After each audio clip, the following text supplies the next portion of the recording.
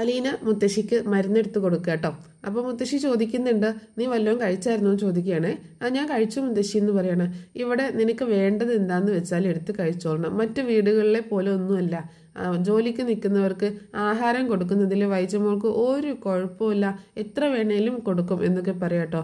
അപ്പോൾ അലീന പറയുന്നുണ്ട്, എനിക്ക് വിശപ്പിന് എന്തെങ്കിലും കിട്ടിയാൽ മതി എന്ന് പറയണേ. അപ്പോൾ ആ സമയത്താണ് പെട്ടെന്ന് അങ്ങനെ മരുന്ന് കൊടുത്തതിന് ശേഷം അലീന ബാഗിൽ നിന്ന് ഇങ്ങനെ എന്തോ ഒരു ലിസ്റ്റൊക്കെ എടുത്ത് നോക്കുക. ഒരു ലിസ്റ്റൊക്കെ എടുത്ത് നോക്കുന്ന സമയത്ത് അവിടെ രോഹിത്ത് വരിക കേട്ടോ, ഡോറിൻ്റെ പുറകിൽ. രോഹിത്ത് വന്നിട്ട് ഇങ്ങനെ ഒളിഞ്ഞിങ്ങനെ അലീനെ തന്നെ ഇങ്ങനെ നോക്കുകയാണ്. അങ്ങനെ നോക്കിയിട്ട് അലീന ഇത് കാണുന്നൊന്നുമില്ല. പെട്ടെന്ന് അലീന ആ ലിസ്റ്റ് എടുത്ത് നോക്കുന്ന സമയത്ത് രോഹിത്ത് റൂമിലോട്ട് കയറി വരിക കേട്ടോ. ഹായ് മുത്തശ്ശി എന്ന് പറഞ്ഞിട്ട്, ഓ ഇങ്ങനെ ഒരു കിളവി ഇവിടെ കിടപ്പുണ്ടെന്ന് നിനക്ക് അറിയാമോ, ഓർമ്മയുണ്ടോ എന്നൊക്കെ ചോദിക്കുകയാണ്. എന്താ മുത്തശ്ശി ഇങ്ങനെയൊക്കെ പറയുന്നേ, ഞാൻ വന്നില്ലേ എന്നൊക്കെ പറയട്ടോ. നീ ഇങ്ങോട്ടേക്ക് വരാറേ ഇല്ലല്ലോ എന്നൊക്കെ പറയണേ. അപ്പോൾ എന്താ ഇപ്പം വിശേഷിച്ച്, എന്തോ ഒരു പ്രശ്നമുണ്ടല്ലോ എന്നൊക്കെ ചോദിക്കുമ്പോൾ അങ്ങനെയൊന്നുമില്ല എന്ന് പറയണേ. അലീന ഇതൊക്കെ നോക്കുന്നുണ്ട്. ശരിക്കും പ്രത്യേകിച്ച് ഭാവം മാറ്റമൊന്നും ഇല്ല കേട്ടോ. അലീനയ്ക്ക് സന്തോഷമോ സങ്കടമോ അങ്ങനെയൊന്നും ഇല്ല കേട്ടോ. അങ്ങനെ ചോദിച്ചുകൊണ്ടിരിക്കുന്ന സമയത്ത് മുത്തശ്ശിയോട് ചോദിക്കുന്നുണ്ട്, കഴിഞ്ഞ ദിവസം ഹരി ഇവിടെ വന്നിരുന്നു മുത്തശ്ശിയും ചോദിക്കാട്ടോ. വന്നിരുന്നു. എന്നിട്ട് അവൻ അപ്പം മുത്തശ്ശി വരുന്നത്, അവൻ വന്നിരുന്നു, അവന് പക്ഷേ ഒരു കള്ള ലക്ഷണത്തോടെ വന്നിരുന്നു എന്ന് പറയട്ടോ. അപ്പോൾ ഇങ്ങോട്ട് മുത്തശ്ശിയെ കാണാൻ വന്നു. വന്നു. പക്ഷേ കടപ്പാട്ടൂർ ഇങ്ങോട്ടേക്ക് വന്നപ്പോഴാണ് അവനൊന്ന് വന്നത്. പക്ഷേ കൊല്ലപ്പള്ളിയിലായിരുന്ന സമയത്ത് എൻ്റെ റൂമിലോട്ട് പോലും കയറി നോക്കാത്തവനാണ്. ഇവിടേക്ക് വന്ന് എന്നെ കാണാനും മാത്രം അങ്ങനെയൊന്നുമല്ല. അവന് വേറെന്തോ ഒരു കള്ള ലക്ഷണം ഉണ്ടായിരുന്നു, വേറെന്തോ ഒരു കാര്യമായിട്ടാണ് വന്നതെന്ന് പറയട്ടോ. ആ സമയത്ത് രോഹിത്ത് അലീനയോട് ചോദിക്കുന്നുണ്ട്, അലീന അവന് കാപ്പി ഇട്ട് കൊടുത്തോ? കൊടുത്തു. എന്താ പ്രശ്നം ചോദിക്കുകയാണ്. അല്ല, എൻ്റെ റൂമിൽ കൊണ്ടുപോയി കൊടുത്തു അതോ ഇവിടെ ഹോളിലാണോ കൊടുത്തത്? റൂമിൽ കൊണ്ടുപോയി കൊടുത്തു. എന്താ പ്രശ്നം, ആരാ ഇതൊക്കെ പറഞ്ഞെന്ന് ചോദിക്കുകയാണ്. ഒന്നുമില്ല, പ്രശ്നമൊന്നുമില്ല എന്ന് പറഞ്ഞിട്ട് രോഹിത്ത് അവിടെ നിന്ന് പോവാട്ടോ. അപ്പോൾ രോഹിത്ത് പോയിട്ട് വീണ്ടും അപ്പോൾ അലീന മുത്തശ്ശിയുടെ അടുത്തേക്ക് ഇങ്ങനെ നടന്നുകൊണ്ടിരിക്കുന്ന സമയത്ത് രോഹിത്ത് വീണ്ടും അവിടെ നിന്ന് ഒളിഞ്ഞ് നോക്കുക കേട്ടോ അലീനയെ. അപ്പം ഹരി പറഞ്ഞതൊക്കെ സത്യമാണെന്നുള്ളൊരു രീതിയിലാണ് രോഹിത്ത് നോക്കുന്നത്. അപ്പോൾ മുത്തശ്ശി ചോദിക്കുന്നുണ്ട്, അവനെന്താ അങ്ങനെ ചോദിച്ചത് ഹരിയുടെ കാര്യം? എനിക്കറിയില്ല മുത്തശ്ശി, എന്തെങ്കിലും കുഴപ്പമുണ്ടോ? എനിക്കറിയില്ല, അന്ന് ഹരി എന്തിനായിരിക്കും വന്നത് എന്നൊക്കെ ഇങ്ങനെ ചോദിക്കുക കേട്ടോ. അപ്പോൾ അലീന പറയുന്നുണ്ട് മുത്തശ്ശി. അപ്പം മുത്തശ്ശിയുടെ അടുത്ത് പറയണ, ഹരി ഒന്ന് സൂക്ഷിച്ചോ. മുത്തശ്ശി പറയണ്ട അലീൻ്റെ അടുത്ത്, ഹരി ഒന്ന് സൂക്ഷിച്ചോളണം, അവനാളത്ര ശരിയല്ല എന്ന് പറയാട്ടോ. അപ്പോൾ അലീന പറയുന്നുണ്ട്, കഴിഞ്ഞ ദിവസം അന്ന് വന്നപ്പോൾ ഞാൻ കോഫി കൊണ്ടുപോയി കൊടുത്തപ്പോൾ എൻ്റെ കയ്യെ കയറി പിടിച്ചു, അത് ബലം പ്രയോഗിച്ചപ്പോൾ ആ കപ്പും സോസറും താഴെ വീണ് പൊട്ടി എന്ന് പറയാട്ടോ. അപ്പം മുത്തശ്ശി പറയുന്നുണ്ട്, എൻ്റെ ദൈവമേ അങ്ങനെയൊക്കെ ഉണ്ടായോ നീ, എന്നിട്ടെന്താ ഇവിടെ ആരോടും പറയാഞ്ഞത്? ഞാൻ അതങ്ങ് ക്ഷമിച്ചു എന്ന് പറയണേ. അങ്ങനെ ക്ഷമിക്കാൻ പറ്റത്തില്ല, അവന് വീണ്ടും അതൊരു വളമാക്കും, നീ അത് എല്ലാവരോടും പറയണം, ഞാൻ ഇന്ന് തന്നെ വൈജമോളോട് ഇക്കാര്യം പറയുന്നുണ്ടെന്ന് പറയട്ടോ. വീണ്ടും മുത്തശ്ശി, പറയണ്ട, പറഞ്ഞാലും അത് എൻ്റെ തന്നെ കുറ്റമായി മാറും. അതെങ്ങനെ നിൻ്റെ കുറ്റമായി മാറും, അവൻ ചെയ്ത തെറ്റ് എന്ന് ചോദിക്കുകയാണ്. അപ്പോൾ അലീന പറയുന്നുണ്ട്, വൈജയന്തി പറഞ്ഞ ഡയലോഗ് ഇങ്ങനെ പറയാട്ടോ, ഞാൻ അന്നേ പറഞ്ഞതാണ് തൊലിവെളുപ്പുള്ള പെൺകുട്ടികളെ ജോലിക്ക് വെക്കണ്ടെന്ന്. ഇപ്പോൾ എങ്ങനെ ഇരിക്കുന്നു, ഞാൻ പറഞ്ഞതുപോലെ തന്നെ വന്നില്ലേ, എത്രയും വേഗം പറഞ്ഞയച്ചേക്കെന്ന് പറയാട്ടോ. അപ്പോൾ ആ രീതിയിലായിരിക്കും വൈജയന്തി മാഡം എന്നെ സമീപിക്കുക, ഈ കാര്യത്തിലൊരു തീരുമാനം എടുക്കുക എന്ന് പറയുമ്പോൾ മുത്തശ്ശി പറയുന്നുണ്ട്, അത് ശരിയാണ്, ജയമോള് പറയണതിലും കാര്യമുണ്ട്, നിന്നെ അവളെ തെറ്റ് പറയാനും പറ്റത്തില്ല. ഇപ്പം തന്നെ കണ്ടില്ലേ ഹരി വന്ന് നിൻ്റെ കയ്യെ കയറി പിടിച്ചില്ലേ, അപ്പോൾ അവൾക്ക് നിന്നെ ഒട്ടും ഇഷ്ടവും അല്ല, അപ്പോൾ എന്തായാലും നിന്നെ പറഞ്ഞേക്കന്നെ ചെയ്യും എന്ന് പറയുമ്പോൾ അലീന പറയുന്നത്, അതാണ് എൻ്റെ പേടി എന്ന് പറയണേ. അലീന പറയുന്നുണ്ട്, മുത്തശ്ശി മാഡത്തോടും സാറിനോടും പറയണം, എന്നെക്കുറിച്ചോർത്ത് വിഷമിക്കരുതെന്ന്. എൻ്റെ ഭാഗത്തുനിന്ന് ഒരു തെറ്റും ഉണ്ടാവത്തില്ല, കാരണം എന്നെ നല്ലൊരമ്മയാണ് വളർത്തിയത്, നല്ല രീതിയിലാണ് ഞങ്ങളെ വളർത്തിയത്, അതുകൊണ്ട് എൻ്റെ ഭാഗത്തുനിന്ന് അങ്ങനെ മോശമായിട്ടുള്ളൊരു പ്രവൃത്തി ഉണ്ടാവത്തില്ല എന്ന് പറയട്ടെ. അപ്പം മുത്തശ്ശി പറയുന്നുണ്ട്, ഇക്കാര്യങ്ങളൊക്കെ ഹരി നിന്നോട് ചെയ്ത കാര്യങ്ങളൊക്കെ ഹരി അവൻ്റെ അടുത്ത് പറഞ്ഞു കൊടുത്തിട്ടുണ്ടാകും രോഹിത്തിൻ്റെ അടുത്ത്. രോഹിത്തിനെ കൂടി വഷളാക്കാനാണ്, രോഹിത്തിനെ കൂടി കേടുവരുത്താനാണ് ഹരി നടക്കുന്നതെന്ന് പറയണം മുത്തശ്ശി. എന്തായാലും എൻ്റെ ഭാഗത്തുനിന്ന് അങ്ങനെ ഒരു മോശമായിട്ടുള്ള ഒന്നും ഉണ്ടാവത്തില്ല മുത്തശ്ശി, മുത്തശ്ശി ഒന്ന് പറഞ്ഞാൽ മതി എന്ന് പറയാട്ടോ. അപ്പോൾ മുത്തശ്ശി പറയുന്നുണ്ട്, ഇതൊന്നും പറഞ്ഞ് അവളുടെ തലയിൽ കയറത്തില്ല മോളെ, അങ്ങനെ ഒരു സ്വഭാവമായി അവളുടെ, എന്തായാലും ഞാനിപ്പോൾ ആരോടൊന്നും പറയാൻ പോകുന്നില്ല എന്ന് പറയണം മുത്തശ്ശി. പിന്നീട് അലീന ഫുഡൊക്കെ ഇങ്ങനെ ടേബിളിൽ കൊണ്ടുവന്ന് നിൽക്കുന്ന സമയത്താട്ടോ വൈജയന്തി പെട്ടെന്ന് വരുന്നത്. കാറിൻ്റെ ഹോൺ കേട്ടിട്ട് അലീന പെട്ടെന്ന് ഡോറ് തുറക്കുമ്പോൾ വൈജയന്തി ആട്ടോ. അങ്ങനെ അവൾ ചിരിച്ചോണ്ടാണ് അലീന നിൽക്കുന്നത്. പക്ഷെ വളരെ ദേഷ്യത്തിലാണ് വൈജ വരുന്നത് കേട്ടോ. അങ്ങനെ പെട്ടെന്ന് അവളെ മൈൻഡ് ചെയ്യാതെ അകത്തേക്ക് കയറിപ്പോയിട്ട് വീട് മൊത്തം സെർച്ച് ചെയ്യാം കേട്ടോ. എന്താണ് നോക്കുന്നതെന്ന്, താക്കോലാണോ എന്ന് അലീന ചോദിക്കുന്നുണ്ട്. ഒന്നും മിണ്ടാതെ വൈജയന്തി ഇങ്ങനെ സെർച്ച് ചെയ്തുകൊണ്ടിരിക്കുകയാണ്. അങ്ങനെ അവസാനം അലീനയുടെ അടുത്ത് എല്ലായിടത്തും പോയി നോക്കുന്നുണ്ട്. ഡൈനിങ് ഹാളിലും ലിവിങ് റൂമിലും TV സെറ്റിനും ഒക്കെ നോക്കട്ടെ, എന്നിട്ടൊന്നും കിട്ടുന്നില്ല. അങ്ങനെ അലീനയുടെ അടുത്ത് വന്നിട്ട് ചോദിക്കുകയാണ്, എൻ്റെ മോതിരം എവിടെയെന്ന് ചോദിക്കുകയാണ്. മോതിരോ? ഏത് മോതിരം? ഞാൻ ഡൈനിങ് ടേബിളിൽ വെച്ചത് എനിക്ക് നല്ല ഓർമ്മയുണ്ട്, അതിപ്പോൾ കാണുന്നില്ല എന്ന് പറയുമ്പോൾ, ഈ ഡൈനിങ് ടേബിളിൽ ഒന്നും ഉണ്ടായിരുന്നില്ല, ഞാൻ 2 തവണ തൂത്ത് തുടച്ചതാണ്, അപ്പോഴൊന്നും ഒന്നും ഉണ്ടായില്ല ഞാൻ ഇവിടെ തന്നെയാണ് വെച്ചത് എന്ന് പറഞ്ഞിട്ട് വീണ്ടും സെർച്ച് ചെയ്യട്ടോ. അങ്ങനെ എന്നിട്ട് പിന്നെയും പറയുന്നുണ്ട്, 1.5 പവൻ്റെ മോതിരമാണ്, എനിക്ക് നല്ല സംശയമുണ്ടെന്ന് അലീനയെ നോക്കിയിട്ട് പറയട്ടെ. അപ്പോൾ അലീനയ്ക്ക് ആകെ വല്ലാതാവാണ്. പിന്നെ പെട്ടെന്ന് തന്നെ ഫോൺ എടുത്തിട്ട് ബാലചന്ദ്രനെ വിളിക്കുകയാണ്. എന്നിട്ട് ചോദിക്കുന്നുണ്ട്, ബാലചന്ദ്രൻ എവിടെയാണ്? ഞാനിവിടെ ഷോപ്പിലാണ്, എൻ്റെ 1.5 പവൻ്റെ മോതിരം കാണാനില്ല എന്ന് പറയുമ്പോൾ, അത് അവിടെ എവിടെയെങ്കിലും കാണും എന്ന് പറയാട്ടോ.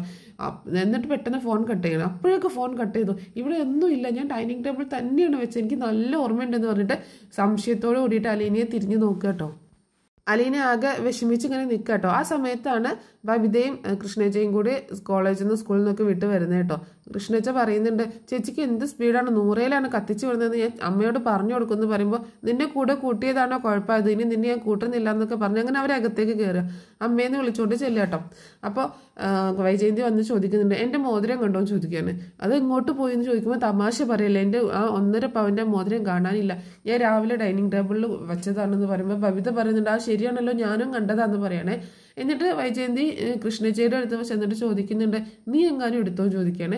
എനിക്കെന്തിനാ അമ്മയുടെ മോതിരം എൻ്റെ കാലിലെ പെരുവിരലിടാനോ എന്ന് ചോദിക്കട്ടോ. അത് കേട്ടിട്ട് വൈജയന്തിക്ക് ദേഷ്യം വരികയാണ്. അപ്പോൾ എന്നിട്ട് കൃഷ്ണ പറയുന്നുണ്ട്, രോഹിത്തേട്ടനോട് ചോദിച്ചോ, ചിലപ്പോൾ രോഹിത്തേട്ടനെ എടുത്തിട്ടുണ്ടാവും, ഒരുപാട് കള്ളത്തരമൊക്കെ ഉള്ള ആളാണ് എന്നൊക്കെ പറയുമ്പോൾ, ഞാൻ അവനോട് ചോദിച്ചു, അവൻ ആണയിട്ട് പറഞ്ഞു അവൻ എടുത്തിട്ടില്ല എന്ന് പറയണേ.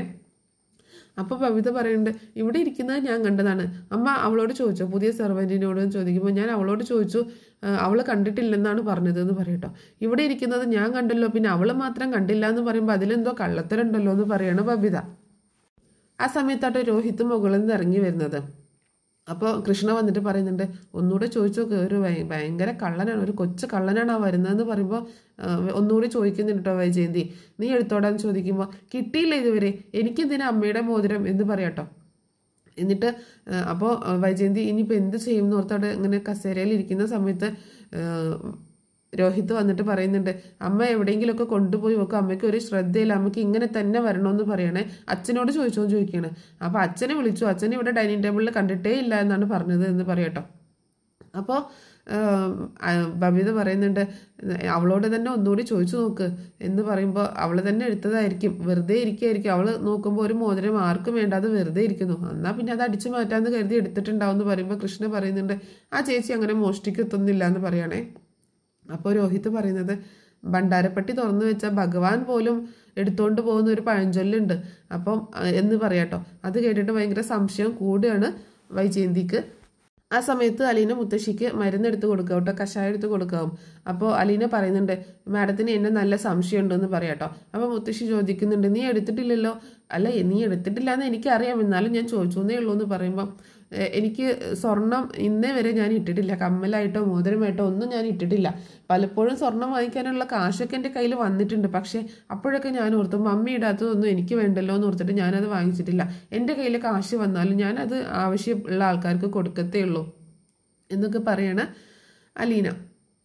അപ്പോൾ മുത്തശ്ശി പറയുന്നുണ്ട്, സ്വർണ്ണം ഇടാൻ കൊതിക്കാത്ത പെൺപിള്ളേരുണ്ടാവും ഓടിയെന്ന് ചോദിക്കണം. ശരിയാണ്, ഞാനും കൊതിച്ചിട്ടുണ്ട് ഇടാനൊക്കെ, പക്ഷേ അപ്പോഴൊക്കെ ഞാൻ പാവപ്പെട്ടവരെ കുറിച്ച് ഓർക്കും, ഇതൊന്നും ഇല്ലാത്തവരെ കുറിച്ച് ഓർക്കും എന്നൊക്കെ പറയാണ് അലീന. അതേസമയം ബബിത ഒന്നും കൂടി വൈജയന്തിയെ ഇങ്ങനെ പിരികേറ്റോ, അവളോട് ഒന്നുകൂടി ചോദിച്ചു നോക്ക്, ചിലപ്പോൾ അവൾ തന്നെ എടുത്തിട്ടുണ്ടാകും, അവൾ പറയാത്തതായിരിക്കും എന്ന് പറയണേ.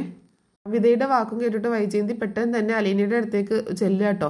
ആ സമയത്ത് ബബിത രോഹിത്തോനോട് പറയുന്നുണ്ട്, അവൾ തന്നെ എടുത്തതാണ് ഉറപ്പാന്ന് പറയുമ്പോൾ, അപ്പോൾ ചേച്ചി ചുമ്മാ വെറുതെ ഓരോന്നുണ്ടാക്കി പറയില്ലേ എന്ന് പറഞ്ഞ് ചീത്ത പറയാണ് കൃഷ്ണ. പെട്ടെന്ന് തന്നെ ഡോറ് തുറന്നുകൊണ്ട് വൈജയന്തി റൂമിലേക്ക് വരും കേട്ടോ, മുത്തശ്ശിയുടെ അലീനയുടെ. അങ്ങനെ അലീനയോട് ചോദിക്കുന്നത്, നിന്റെ സാധനങ്ങളൊക്കെ എവിടെയെന്ന് പറയുമ്പോൾ ആ ബാഗ് കാണിച്ചു കൊടുക്കണേ. വൈജയന്തി വന്നിട്ട് ആ ബാഗിലുള്ള സാധനങ്ങളൊക്കെ ഇട്ട് പുറത്തേക്ക് വലിച്ചെറിഞ്ഞ് പരിശോധിക്കുകയാണ്. അവളുടെ കിടക്കുന്ന ചെറിയൊരു ബെഡുണ്ട്, അതൊക്കെ നിവർത്തി നോക്കുന്നു, കബോർഡൊക്കെ തുറന്നു നോക്കുന്നു.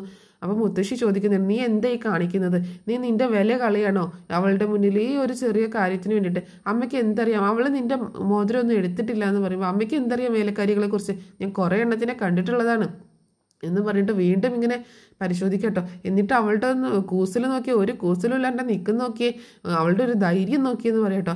അപ്പോൾ അലീന പറയുന്നുണ്ട്, ഞാൻ എന്തിനാണ് പേടിക്കുന്നത്? ഞാൻ തെറ്റ് ചെയ്തിട്ടില്ല, അതുകൊണ്ട് എനിക്ക് പേടിക്കേണ്ട ആവശ്യമില്ല എന്ന് പറയട്ടോ അലീന. അങ്ങനെ ദേഷ്യത്തിൽ വൈജയന്തി ആ കബോർഡ് തുറക്കുന്ന സമയത്ത് ബ്രിജിത്ത മമ്മിയുടെ ഫോട്ടോയും അതുപോലെ ക്രിസ്തുവിൻ്റെ ഒരു ഫോട്ടോയും അങ്ങനെ മെഴുകുതിരി അങ്ങനെയൊക്കെ കാണുക കേട്ടോ. അപ്പോൾ ഇതൊക്കെ എന്തിനാണ് ഇവിടെ എടുത്ത് വെച്ചേക്കണേ? പെട്ടെന്ന് ഇതൊക്കെ എടുത്ത് ഇവിടുന്ന് ഒഴിവാക്കിക്കൊള്ളണം, പെട്ടെന്ന് എടുത്ത് കളഞ്ഞോളണം എന്ന് പറയാം കേട്ടോ. അപ്പോൾ അലീന ചിരിച്ചുകൊണ്ട് പറയുന്നുണ്ട്, കൈതക്കൽ മാളിക വീട്ടിൽ കുഞ്ഞിരാമൻ മേനോൻ്റെ മകളാണ് മാഡം. അതുപോലെ ഇരുമ്പ് കടയും ജോളിക്കടയും സ്വർണ്ണക്കടയും ഒക്കെ ഉള്ള നെടുമ്പുരയ്ക്കൽ ബാലചന്ദ്രൻ്റെ വൈഫാണ്. ആ വില കളയരുത്, അതിനൊരു വിലയുണ്ട് ആ പദവികൾക്ക്, അത് കൊണ്ടുപോയി കളയരുത്, നശിപ്പിക്കരുതെന്ന് പറയാട്ടോ. ഇതൊക്കെ കേട്ട് വളരെ ദേഷ്യം വന്നിട്ട് അവിടെ ഇരുന്ന് ഉടുപ്പെടുത്ത് താഴെ ഇട്ട് വലിച്ചെറിഞ്ഞുകൊണ്ട് പെട്ടെന്ന് ഇത് ബാലചന്ദ്രൻ ഇങ്ങോട്ട് വന്നോട്ടെ, ഇത് ഞാൻ തെളിയിക്കുമെന്ന് പറഞ്ഞുകൊണ്ട് പോവുക കേട്ടോ വൈജയന്തി. അപ്പോൾ മുത്തശ്ശി അലീനയോട് പറയുന്നുണ്ട്, കുഞ്ഞെ അവളൊരു കഥയില്ലാത്തവളാണ്, അതുകൊണ്ടാണ്, ഒന്ന് ക്ഷമിച്ചേക്കെന്നുള്ള രീതിയിൽ പറയണം. അപ്പോൾ അലീന പറയുന്നുണ്ട്, സാരില്ലെന്നേന്ന് പറഞ്ഞിട്ട് അലീന അവളുടെ ഡ്രസ്സൊക്കെ എടുത്ത് ബാഗിലേക്ക് തന്നെ വെക്കുക കേട്ടോ. അങ്ങനെ ബാഗൊക്കെ എടുത്ത് വെക്കുന്ന സമയത്ത് ബ്രിജിത്ത മമ്മിയുടെ ഫോട്ടോ വെച്ച് ആ കബോർഡ് തുറന്നെടുക്കുകയാണല്ലോ. അതിലെ ഫോട്ടോ കണ്ടിട്ട് അലീന മുത്തശ്ശിയോട് പറയുന്നുണ്ട്, എൻ്റെ മമ്മിയാണ് എന്നെ പഠിപ്പിച്ചത്, എന്നെ വളർത്തിയത്. മമ്മി പറഞ്ഞു തന്നിട്ടുണ്ട്, നമ്മൾ തെറ്റ് ചെയ്തിട്ടില്ലെങ്കിൽ ആരുടെ മുന്നിലും തല കുനിച്ച് നിൽക്കരുത് എന്ന് പറയാട്ടോ. ഒരു തെല്ല അഭിമാനത്തോട് കൂടിയിട്ടാണ് പറയുന്നത്. മുത്തശ്ശി അവളോടുള്ള ഒരു ഇഷ്ടം കൊണ്ട് ഇങ്ങനെ നോക്കി നിൽക്കുകയാണ്. പിന്നീട് കാണിക്കുന്നത് രാത്രിയിൽ ബാലചന്ദ്രൻ കടയിൽ നിന്നൊക്കെ വരിക കേട്ടോ. വൈജയന്തി ഡോറ് തുറന്നു കൊടുക്കുന്നുണ്ട്. പക്ഷേ വൈജയന്തിയോട് ഒന്നും മിണ്ടാതെ അകത്തേക്ക് കയറി പോകട്ടോ. ബാലചന്ദ്രൻ എന്താ ലേറ്റ് ആയതെന്ന് ചോദിക്കുകയാണ്. കുറച്ച് കണക്ക് നോക്കാനുണ്ടായിരുന്നു എന്ന് പറയട്ടോ. അതിനവിടെ അക്കൗണ്ടന്റ് ഇല്ലേന്ന് ചോദിക്കുമ്പോൾ അക്കൗണ്ടന്റ് ഉണ്ടെന്ന് പറഞ്ഞ് നമുക്ക് മാറി നിൽക്കാൻ പറ്റത്തില്ലല്ലോ എന്ന് പറയാണ്. ഇവിടെ ഒരു വലിയ കളവ് നടന്നിട്ട് അതിനെപ്പറ്റി എന്താ ബാലചന്ദ്രൻ ഒന്നും ചോദിക്കാത്ത? ഓ, ആ മോതിരോ അത് ഇതുവരെ കിട്ടിയില്ലേ, അത് എത്ര ഗ്രാമാണെന്ന് പറഞ്ഞ് നാളെ ജ്വല്ലറിയിൽ നിന്ന് വരുമ്പോൾ ഒരെണ്ണം ഞാൻ കൊണ്ടു തന്നേക്കാം എന്ന് പറഞ്ഞിട്ട് ബാലചന്ദ്രൻ അകത്തേക്ക് പോവാണ്.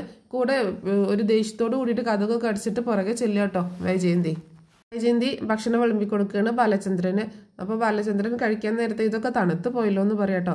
അതൊക്കെ ചൂടോടുകൂടി കാസറോളിൽ എടുത്ത് വെച്ചതാണ്, ഇനി ചൂടാക്കണമെങ്കിൽ ഞാൻ അവളെ വിളിക്കാമെന്ന് പറഞ്ഞിട്ട് വിളിക്കാനായിട്ട് പോകട്ടെ. ആരെ, അലീനെ വിളിക്കണോ? വേണ്ട, വിളിക്കണ്ട എന്ന് പറയാട്ടോ. അങ്ങനെ വൈജയന്തി അവിടെ വന്ന് നിൽക്കുകയാണ്. എന്താ പറയുക, ഇത് നമുക്ക് അങ്ങനെ വെറുതെ വിടാൻ പറ്റത്തില്ലല്ലോ, നമുക്ക് കേസാക്കണ്ടേ, പോലീസിൽ അറിയിക്കണ്ടേന്ന് പറയട്ടോ.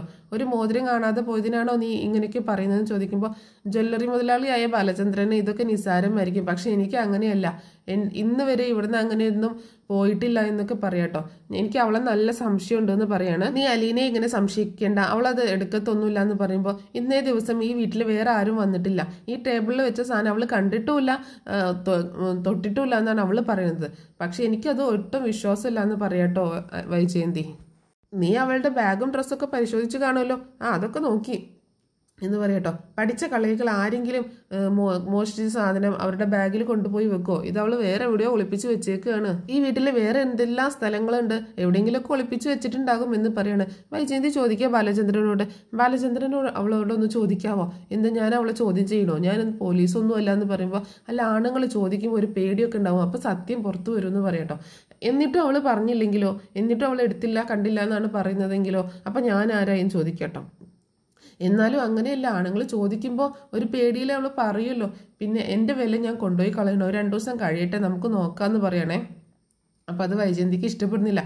എൻ്റെ ശിവേട്ടൻ ഉണ്ടായിരുന്നെങ്കിൽ ശിവേട്ടൻ ഇപ്പം തന്നെ ചോദിച്ചത് സത്യം വെളിച്ചത്ത് കൊണ്ടുവന്നേനെന്ന് പറയട്ടോ. അപ്പം ഞാൻ ഒന്നിനും കൊള്ളാത്തവനാണെന്നാണ് നീ പറഞ്ഞു വരുന്നത് അല്ലേ എന്ന് പറയുമ്പോൾ തുടങ്ങി ഒരു വ്യാഖ്യാനം പറയില്ലെന്ന് പറഞ്ഞിട്ട് വീണ്ടും ദേഷ്യപ്പെടുകയാണ് വൈജയന്തി. 2 ദിവസം കഴിയുമ്പോഴേക്ക് അവൾ അത് കൊണ്ടുപോയി വിറ്റ് കാശാക്കി കാണും, പിന്നെ ഞാൻ അന്വേഷിച്ചിട്ട് കാര്യമുണ്ടോ എന്നൊക്കെ ചോദിക്കട്ടോ വൈജയന്തി ഇങ്ങനെ ഒരുപാട് ദേഷ്യപ്പെട്ട് ഇങ്ങനെയൊക്കെ സംസാരിക്കുന്നത് കണ്ടപ്പോൾ ബാലചന്ദ്രൻ പറയുന്നുണ്ട്, ഞാൻ ഇതൊന്ന് കഴിച്ചോട്ടെ പ്ലീസ് എന്ന് പറയുമ്പോൾ വൈജയന്തി പെട്ടെന്ന് ദേഷ്യപ്പെട്ട് അവിടെ നിന്ന് എഴുന്നേറ്റ് പോകട്ടോ. അങ്ങനെ എന്തോ ആലോചിച്ചിരിക്കുന്ന ബാലചന്ദ്രനെ കാണിച്ചുകൊണ്ടാണ് ഇന്നത്തെ എപ്പിസോഡ് അവസാനിക്കുന്നത്. നാളത്തെ എപ്പിസോഡിന്റെ സ്റ്റോറി ഉടനെ തന്നെ ഞാൻ പറഞ്ഞ് അപ്ലോഡ് ചെയ്യുന്നതായിരിക്കും കേട്ടോ. അങ്ങനെ കാണാതെ പോയ വൈജയന്തിയുടെ മോതിരമൊക്കെ കണ്ടെത്തി കൊടുക്കുന്നത് ബാലചന്ദ്രൻ തന്നെയാണ്. അപ്പോൾ ആരും എടുത്തിട്ടില്ല, വൈജയന്തി വെച്ച സ്ഥലം മറന്നു പോയതാണ്. അപ്പോൾ എന്നിട്ട് പറയുന്നുണ്ട്, എന്നിട്ട് അവളുടെ ഒരു കൂസലില്ലാത്ത നിപ്പ് കണ്ടില്ലേ, അവളുടെ നിപ്പ് കണ്ടില്ലേ എന്നൊക്കെ പറയുമ്പോൾ അത് അവളുടെ അന്തസ്സാണ് എന്നൊക്കെ പറഞ്ഞിട്ട് ബാലചന്ദ്രൻ വഴക്ക് പറയാട്ടോ. അതുപോലെ മുത്തശ്ശി വഴക്ക് പറയുന്നുണ്ട് വൈജയന്തിയെ, നീ ഇവളെ ഇന്നലെ എന്തൊക്കെ പറഞ്ഞു, എന്തൊക്കെ ചെയ്തു എന്നൊക്കെ ചോദിക്കുമ്പോൾ എനിക്കറിയാം ഇവൾ എങ്ങനെയാണ് ഇവിടെ എത്തിയതെന്ന്, അതുകൊണ്ട് എനിക്ക് കൂടുതലൊന്നും അമ്മ വിശദീകരിക്കേണ്ട ആവശ്യമില്ല എന്നൊക്കെ പറയണം. അങ്ങനെ കുറച്ച് നല്ല ഭാഗങ്ങളായിട്ടാണ് നാളത്തെ എപ്പിസോഡ് വരുന്നത്. അപ്പോൾ നാളത്തെ എപ്പിസോഡിൻ്റെ സ്റ്റോറി ഉടനെ തന്നെ പറഞ്ഞ് അപ്ലോഡ് ചെയ്യുന്നതായിരിക്കും കേട്ടോ. അപ്പോൾ എന്താണെങ്കിലും ഈ സ്റ്റോറി നിങ്ങൾക്ക് ഇഷ്ടപ്പെട്ടിട്ടുണ്ടെങ്കിൽ ഒന്ന് സപ്പോർട്ട് ചെയ്യാം കേട്ടോ. Thanks for watching.